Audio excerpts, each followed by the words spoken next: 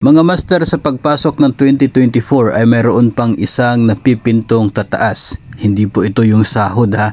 Ito po ay ang contribution para sa Pag-ibig Fund.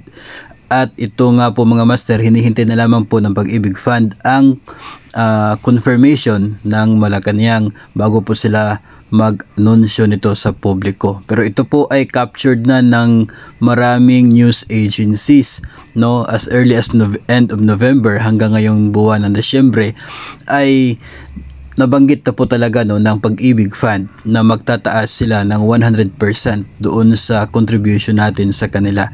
Ito po ay para sa mga may sahod na mahigit 10,000. Sigurado po na yung kasalukuyang pong 100 pesos na monthly na deduction natin sa Pag-ibig Fund ay magiging 200 pagdating ng 2024 kapag ma-implement na po nila ito.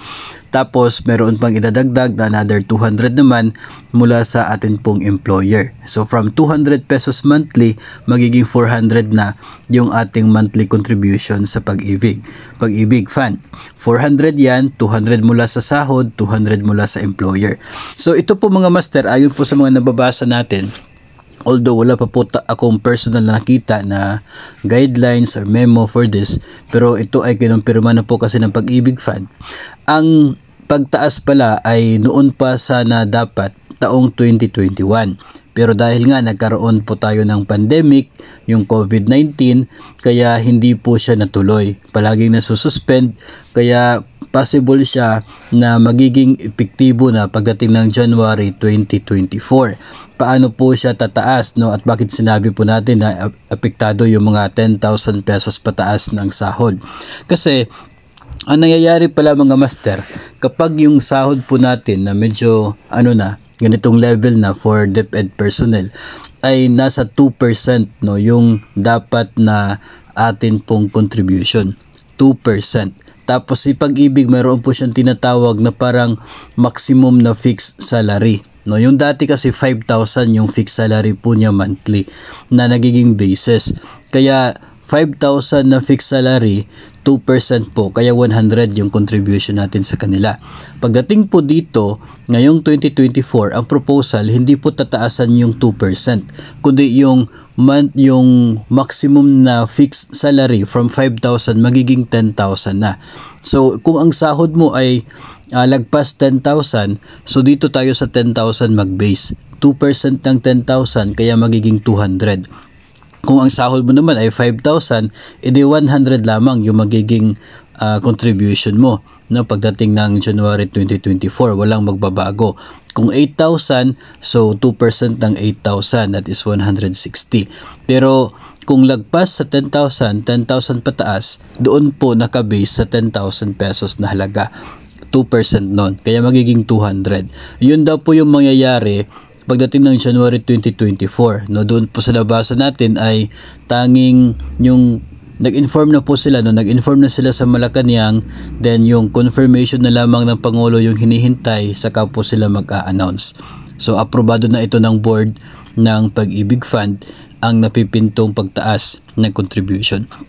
Personal ko pong opinion dito mga master ay hindi naman po siguro problema, no, kung ganun po yung mangyayari. Kasi itong Pag-ibig Fund mga master ay isa po itong uri ng savings. No, savings para sa kanyang mga miyembro.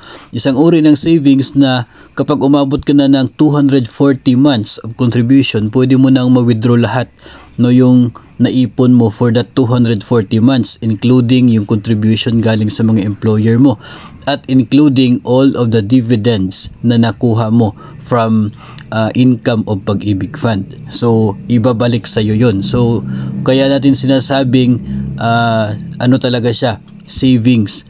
Tapos kung hindi ka pa magre-retiro by after 20 years or 240 contribution, pag retire mo, no, after ilang taon, kapag nagretiro ka na, pwede mo ma-withdraw yung natitira doon.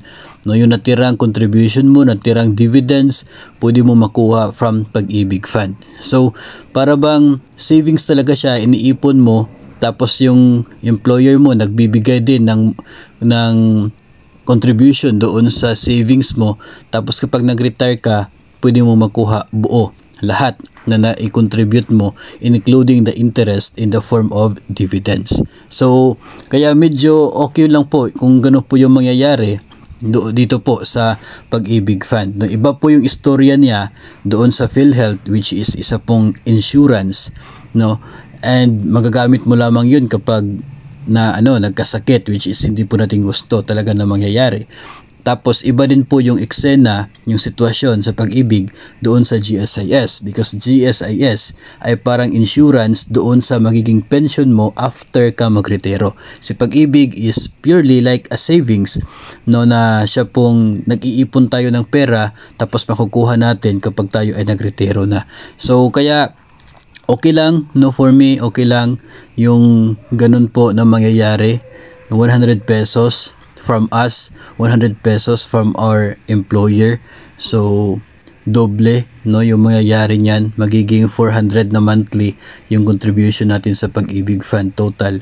So medyo malaki-laki na rin yung magiging savings natin kapag tayo po ay nagretiro sa ganito pong sitwasyon. So hintay na lamang po natin itong formal na announcement ng Pag-ibig Fund kapag ito po ay handa nang i-implement pagdating po ng taong 2024, kasi ilang araw na lamang po at 2024 na.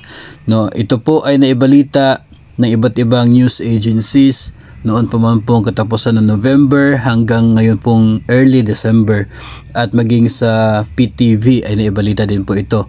No, kaya malaki po yung ating paniniwala na this is really meant to happen kapag i-confirm po ng Pangulong Marcos at bibigyan ng go signal. So again, ito po ay supposedly 2021 pa sana na implementation ng Pag-ibig Fund, pero dahil po sa epekto ng COVID-19 pandemic, kaya ito ay kanila pong na-move at proposed na magsisimula sa January 2024.